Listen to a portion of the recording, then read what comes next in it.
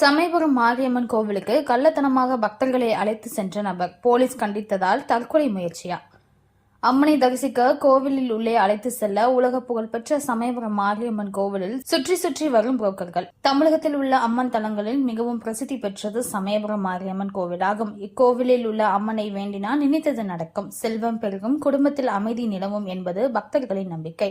இதனால் நாள்தோறும் ஆயிரக்கணக்கான பக்தர்கள் வந்து அம்மனை தரிசித்து செல்வது வழக்கம். மேலும் வெள்ளி, சனி மற்றும் ஞாயிற்றுக்கிழமை உட்பட அமாவாசை, பௌர்ணமி நாட்களில் பக்தர்கள் கூட்டம் அலைமோதும். இந்த நிலையில் கோவிலில் பொது தரிசனம் மற்றும் ரூபாய் 100 டிக்கெட் தரிசனம் என கியூ மண்டபத்தின் வழியாக பக்தர்கள் தரிசனம் செய்து வருகின்றனர். அது மட்டுமின்றி கோவில் நிர்வாகம் சார்பில் கோவிலின் வடக்கு வாசல் வழியாக மூத்த குடிமக்கள், கர்ப்பிணி பெண்கள், கைக்குழந்தை உள்ள தாய்மார்கள் மற்றும் மாற்றுத்திறனாளிகளாக உள்ளவர்களுக்கு தரிசனத்துக்கு இலவசமாக அனுமதிக்கப்படுகின்றனர்.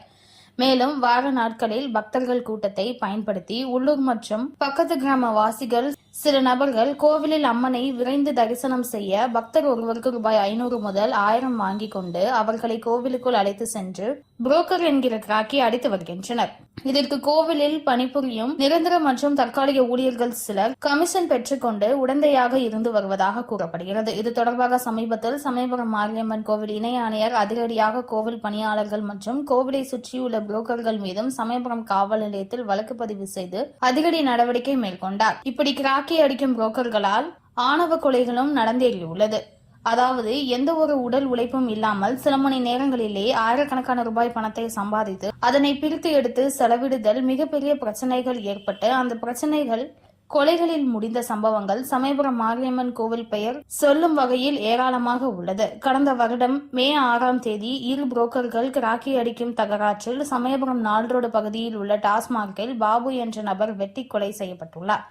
அதேபோல் விக்கி என்கிற இளைஞர் கிராக்கி அடிப்பதால் சாமர்த்தியமாக இருந்து லட்சக்கணக்கில் பணம் சம்பாதித்ததால் சமயபுரம் காவல் நிலையம் அருகே வெட்டி படுகொலை செய்யப்பட்டார். சமயபுரம் காவல்துறையினர் மீண்டும் மீண்டும் காவல் நிலையத்திற்கு அழைக்கின்றனர் என்ற வீடியோ பதிவு அவர் வெட்டி படுகொலை செய்வதற்கு முன்பாக வெளியிட்டார். இந்த நிலையில் துறையூர் கிராமத்தை சேர்ந்த புரோக்கர் வள்ளி அருண் என்பவர் நேற்று காலை வெளியூர் பக்தர்கள் 4 பேர்களிடம் பணம் பெற்றுக்கொண்டு வடக்கு வாசல் வழியாக உள்ளே செல்ல முயன்றார். அப்போது அங்கு பணியில் இருந்த கோயில் ஊழியர்கள் இவர்களை உள்ளே அனுமதிக்க மறுத்துள்ளனர்.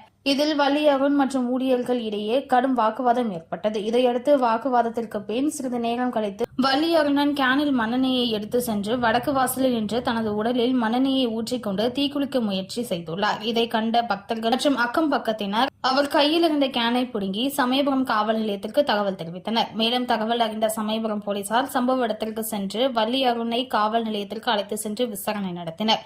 போலீசார் நடத்திய விசாரணையின் போது வள்ளி அருணன் திடீரென போலீஸ் ஸ்டேஷன் நுழைவாயில் இருந்த காவல் நிலைய பெயர் பலகை மேல் ஏறி தனது துண்டினால் தூக்கிட்டு தற்கொலை செய்து கொள்ள முயன்றார்.